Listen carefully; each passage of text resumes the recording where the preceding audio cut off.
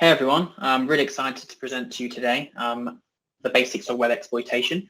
We only have an hour, so I'm going to go through some previous how some web components work, the methodology you should follow when attacking web application, some really cool examples. We're going to get you to get hands-on with hacking a machine, and then I'm also at the end going to show you some examples of TryHackMe and some common use cases about some bug bounties, so where some people have found and reported bounties to Facebook and Instagram and the Department of Defense.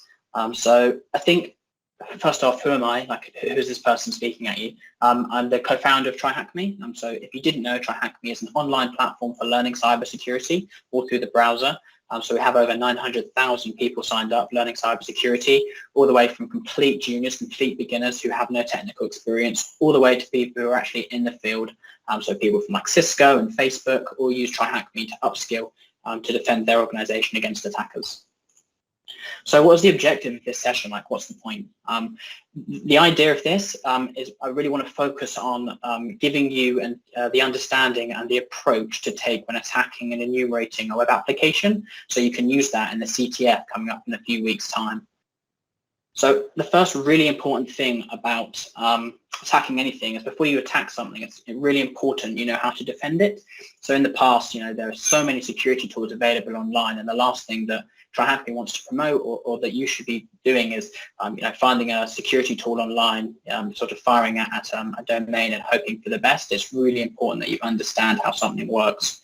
So even something as basic as how are we communicating right now? You're watching me or listening to me on the internet. So how does that work? So at a very, very basic level, you have a client, a computer, and that computer has a web browser which makes HTTP requests to some server that isn't anywhere near you. It's in the cloud somewhere. It then makes that request to the backend, so a web server, like an actually machine sitting somewhere that will do some logic. It might talk to a database, it will take that information and then return it to the web browser, which then in turn responds to the client. So that's like a really, really low level example of how a web request and response is made. So there are things like HTTP response codes. So when a machine like the web server is talking to you as the client, it will send a HTTP response code. So it could be HTTP 200 or 500. I'll touch on that a little bit later, but it's really important that you know the basics. So when you're enumerating a machine or using a tool or trying to understand how a particular request is working, if you return a response code, and you can use that to understand how things are working. So again, we'll touch on that a little bit later. But it's really important that you understand like the very basics of what you're doing when you're accessing the machine. So the OWASP Top 10 is a standard awareness document for developers and web application security. It basically categorizes the most critical vulnerabilities. So here are the top 10. So in a very dry manner, I'm just going to go through each of them. But all of these are broken down on TryHackMe. So if you're interested in exploiting a particular vulnerability category, you could find it on the TryHackMe platform. So the first one is broken access control. So that's basically granting free access to roles. So functionality that should be limited. You can tamper parameters, access data without right permissions. You've got cryptographic failures. So storing and transmitting sensitive information in clear text, or using outdated or cryptographic algorithms or protocols. You've got injection, so there's lots of different injection attacks. So you've got cross-site scripting or SQL injection or command injection, basically data that's supplied by a user that isn't validated or sanitized. You've got an insecure design, which is like a lack of security control, so like a flaw in an application. So just to focus on insecure designs for a moment, we have a content engineer who works at TryHackMe who used to work at a bank in Ecuador. And what he found is that if he manipulated a request that was sent to the banking web application with a negative value when sending money, he could actually take money from someone else's account and put it into his own. So if you think about the logic of that for a second, what you're doing is your client is sending a request to the bank saying, hey, I want to send £40 to user X. But if you put a negative value in, it would, rather than giving £40, it would take £40 from their account and return it to his. So this sort of insecure design implementation is an important category in the OWASP Top 10. We also have security misconfigurations, which is like wrongly configured permissions, very similar to broken access control. Error messages shown to users with sort of verbose messages like your application is broken because of this line on this code base. So getting a lot of information about what is behind a web application, how is it running, what system or open source bit of software is it using. Number 6 is outdated or unsupported software. 7 is brute forcing, weak or well-known passwords. Number 9 is security logging and monitoring failures, so not logging failed login attempts, or your traffic isn't logged. Number 10 is server-side request forgery, so an attacker can basically use an application to talk to another application using the first application as as a middleman. So if you wanted to if you sent a request to Facebook's server and wanted to access maybe something on Facebook's domain, you could use the Facebook server as a pivotal point. Again, I'll touch on that a little bit later because someone found a vulnerability that was in Facebook, very similar to the situation I've just described, and was awarded $30,000 for quite a simple exploitation. So cool. The next thing is, as I said before, you've got to think like a hacker to defend against a hacker. If you want to take anything away from this presentation, it should be like the methodology to enumerating, analyzing, and then attacking an application. The 3 steps is first the discovery stage, the analyst stage, and then exploitation stage. So first off, let's talk about the discovery stage. So in a web application, the first thing, which is very common to do when looking for vulnerabilities, is looking for common web locations. So there are a few things here called robots.txt, you've got sitemap, you've got common directories, and then you've got Google Docking. So just to briefly touch on some of these, and I'm going to give an example in the next slide, actually on a vulnerability in TryHackMe that was previously exploited and patched. So robots.txt is a way that search engines, when they're crawling the internet to index your site and to understand different pages on your website to use to index to search for, search engines will abide by your robots.txt file. So people include things like disallow this directory. They don't want a certain directory indexed. You've got a sitemap, which is basically a big list, big structured document showing telling a search engine each page on your platform, on your website. You've got /admin, /login, just some common directories to try out. And then you've also got things like Google Docking, which is like an advanced way that you can search for things on a website. So I'm just going to give an example for TryHackMe to make this a little bit more clear and put it into context. So on TryHackMe, you can buy a voucher code. So as a free user, you don't have access to lots of the some of the premium material. So what you can do on TryHackMe is buy a voucher code and give that to someone. So for example, at Christmas, you could buy a voucher code and give it to someone so they have a premium TryHackMe subscription. And we found that Google was actually indexing all of the vouchers that people had purchased. So you get a voucher page on TryHackMe that you send to the person who you want to redeem the voucher, and they have a nice page to say hey, this is your voucher code, you can go redeem it here. So because we weren't telling search engines not to index it, what users could do is they could use some Google Docking techniques. So they're saying in the site TryHackMe, I want you to return anything that has in the URL the word voucher in.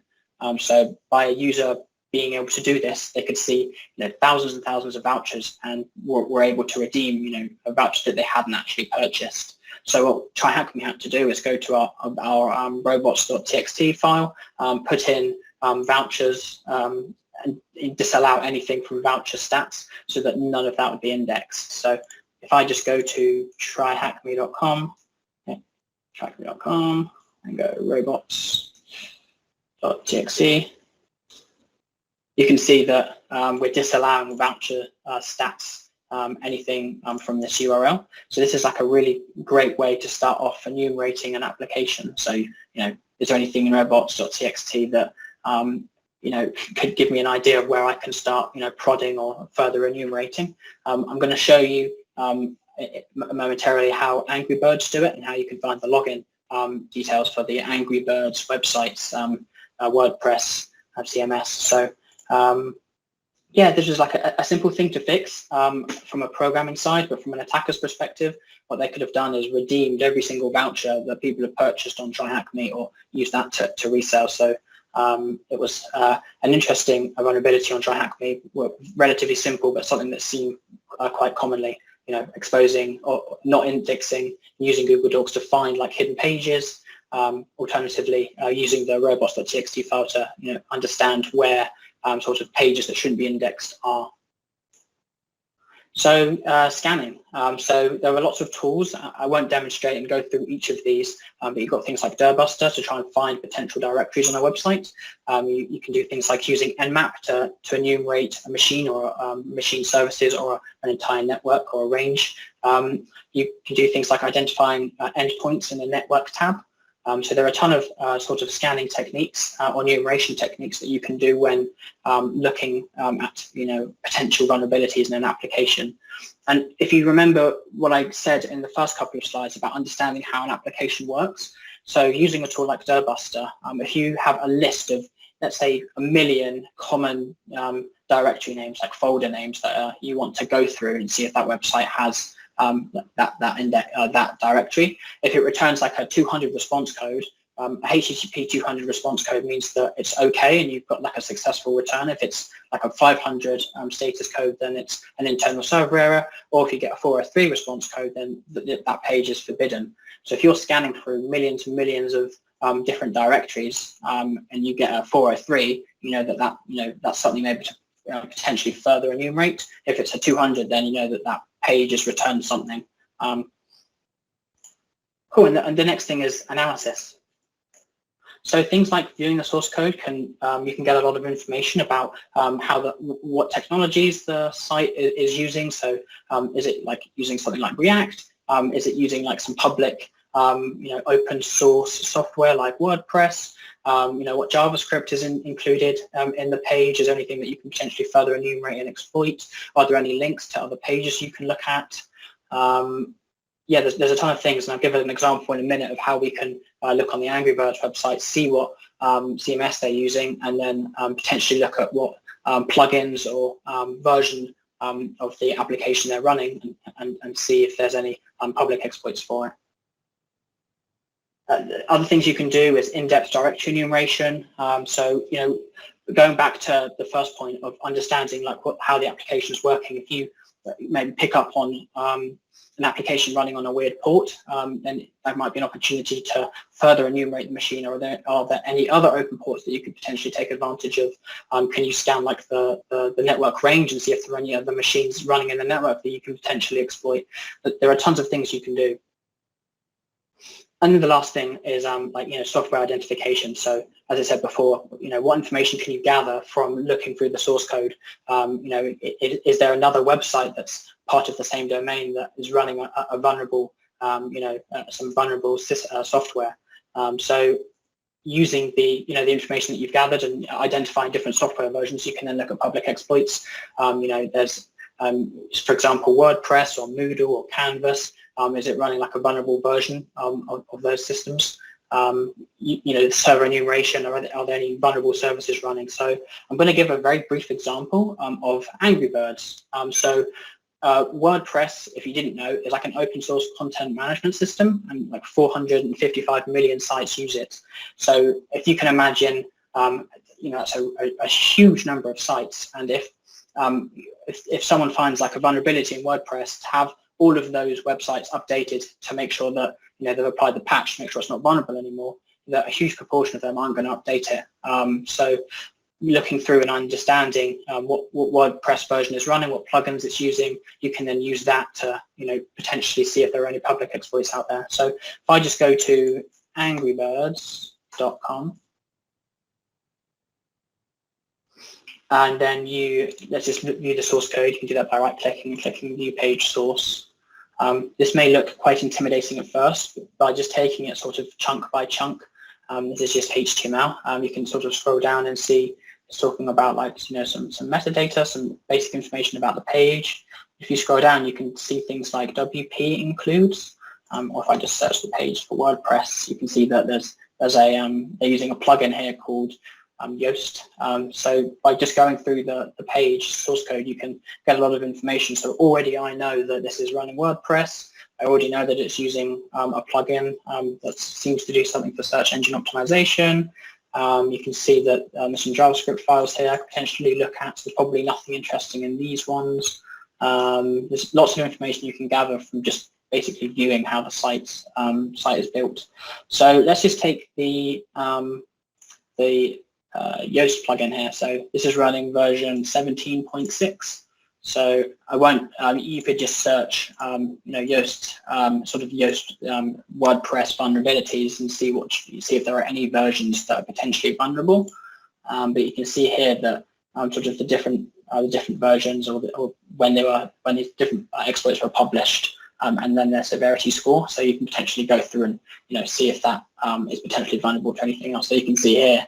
Before version 11.6 was vulnerable, so they've clearly kept it quite up to date.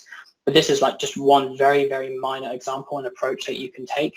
So some WordPress sites will have tons and tons of plugins that you can enumerate and further research about. So and WordPress is again just one example. It could be tons of different CMSs that you can use to enumerate and find different vulnerabilities in. So exploitation phase. So once you've done your enumeration and your discovery, and you have a really good understanding of like how you're going to exploit an application, you're then going to go back and exploit it. So exploiting the vulnerability, once you've gained initial access to the system, what privileges do you have as a user? Are you a low privileged user? Are you a high privileged user? If you're a low privileged user, then you can then look at how you can escalate your privileges, which is outside the scope of web exploitation. The example that I gave is a really common example, a great way to approach a web application or enumerating them and potentially exploiting them. So the best way to learn is to do. So in a very similar fashion that I've showed with the Angry Birds site, if you can go to tryhackme.com/room/pickle_rick or just search for pickle rick on TryHackMe, you have 20 minutes to find the first flag. So I'm going to just get you started. This is the pickle rick room. So if I click Start Machine, if you wait a minute, it will deploy, and then this link here will update. So that if you click that, it should show you the vulnerable application. And exactly like I've done with the Angry Birds site, I'd like you to follow a similar pattern. Is there anything in robots.txt that you can use? Is there anything in the source code that you could potentially use to further enumerate the application? Using those bits of information that you then gathered, can you further exploit the application? Is there any login forms or admin pages? So you have 20 minutes. In 10 minutes, I will show you a clues page just to give you a prompt in the right direction. And then once you guys have, at the end of the 20 minutes, if you've managed to solve it, massive congratulations. Otherwise, no worries at all. And I'll actually walk through getting the first flag on this application. Cool. Welcome back, guys. If you were struggling, here is the clues page.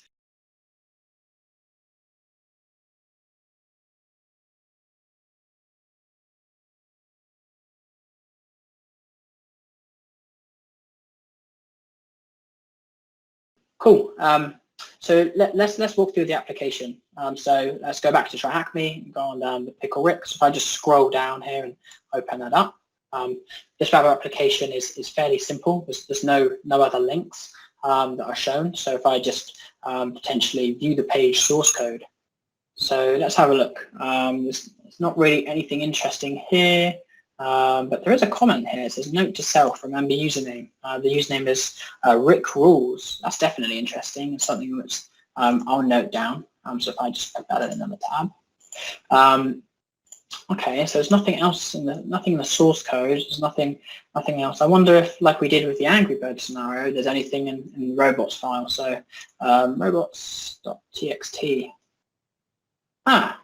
Okay, that's very different. I don't know if you remember, but if we go back to just an example robots file on TryHackMe, you can see that it's very different. It's very sort of nothing about disallowing sort of directories or nothing about user agents. So I think we should note that down as well. If I just go back to the clues, you can see here that I gave a bullet point about a login page. So if you were to enumerate this web application, either using a tool or manually typing it in. If I just go to login.php, with lowercase l, the username that we found in the source code from somebody, so just go back, you can see the username Rick Rules, and then in the robots.txt, the very unusual value that we saw, let's go back and go back to the robots.txt page. You can copy the very unusual string, dub, and paste that into the form. And then we've got access to a portal here.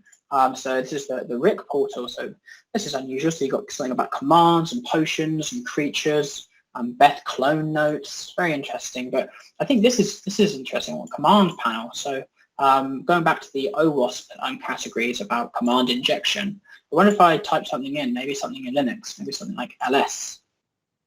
Okay, oh cool, so I can actually interact with this web server's backend by typing in commands here. That's very unusual. So there's a file here called super secret pickle ingredients.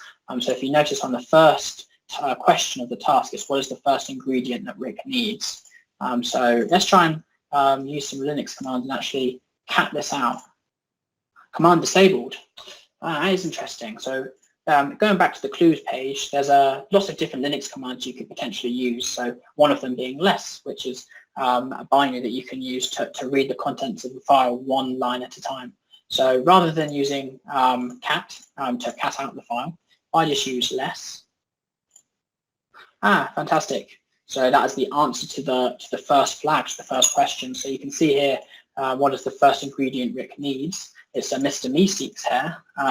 You can actually see that is the answer in the command panel. So if you're interested, there are sort of two other flags that you can find. So you can further enumerate and further exploit the machine. But for the purposes of this presentation, I'm just going to leave it there. Cool. So the last part of the presentation is going to be talking about earning whilst hacking. So essentially, websites like Facebook, Instagram, even TryHackMe have bug bounty programs. So users that find vulnerabilities in these applications can report that vulnerability to the company, and the company will reward them financially. And there's been some really big vulnerabilities that have been reported. So not too long ago, Facebook paid out $15,000 for a user disclosing a bug where they could unlock anyone's user account. So what they did is they found a domain from Facebook called beta.facebook.com, and they found that there was no rate limiting, and so there was nothing stopping someone making 1 million requests to a Facebook endpoint, and they could just brute force the PIN. So they could just go from, if you can imagine typing in the PIN code on your phone, rather than 1, 2, 3, 4, they could try, all ones, all twos, all threes, all fours, and just go through every single combination until they managed to find the right PIN code. So that's $15,000 paid out from Facebook, was something which is fairly simple, because all you have to do, thinking back to that web methodology, is understand, what's going on, like in looking at the network requests, sort of doing further enumeration on anything that you find in the source code, and just iterating on that process. Another one which is really cool is the Department of Defense. So here are some public sort of vulnerabilities that they have disclosed. So if you look at the dates on the right-hand side, you can see that some of these were reported really recently. So on the 3rd of January, someone reported a vulnerability called log4j. There's a remote code execution that came out in December that someone took advantage of. On the 22nd of December, loads of different vulnerabilities that were reported from the Department of Defense. So someone taking over a subdomain, so someone taking over the sort of beta.companyname.com, or more of these injection attacks going back to the OWASP top 10. So cross-site scripting, finding information about the application using PHP info, reflective cross-site scripting, loads and loads of vulnerabilities. And I think the thing to take away from this is no application is fully secure. There are always going to be bugs. There's always going to be something there. And the Department of Defense is really good at sort of advertising that people have found these vulnerabilities, how they were exploited, and then they only release that after it's been patched. So some really interesting reads here. Then the last one is $30,000 payout from Instagram. So someone reported a vulnerability in Instagram whereby they again looked at the requests that were being sent by Instagram. There's one, if you just see on step 2 here, there's a request that goes to /API/v1/ads/GraphQL, and then with the parameters doc ID and an access token and an ID. And someone found that by iterating on these different parameters, they were able to find and read and view stories that were private on Instagram. So I'd imagine everyone here has an Instagram account. If you imagine that your account was private, somebody, a threat actor or an attacker, could use this method and see private images that you posted on your Instagram that you've made private. So this vulnerability that someone reported yielded a $30,000 payout. Again, this is really recent, so it was in June 2021, and that vulnerability was sitting there for many, many years. So there's lots of vulnerabilities in different applications. It's just the way that you approach looking and understanding how it works, and then prodding it and enumerating it to to find any bugs or vulnerabilities. And then just to finish on this slide, Facebook have paid out millions in bug bounties. So they're going back to the OWASP top 10. The OWASP top 10 number 10 was talking about server-side request forgery, SSRF. And an attacker managed to compromise one of Facebook's internal networks using a third-party application, and that yielded a $55,000 reward. So as you start becoming more experienced and understanding and getting a good understanding of the process of enumerating and attacking applications, applying your knowledge to companies that have a public bug bounty program, if you ever find anything, and you report that responsibly to their bug bounty program, you can actually yield a payout. So there's like sort of a cash reward if you were to find something and responsibly disclose it to these companies. And that's it. Thank you guys for listening, and I hope you found something useful out of this. Again, the primary objective is to teach you guys the methodology. So that classic, looking at the source code, understanding how it works, and then further enumerating and exploiting it. So that methodology will be key in the CTF at the end of the month. Thank you for listening.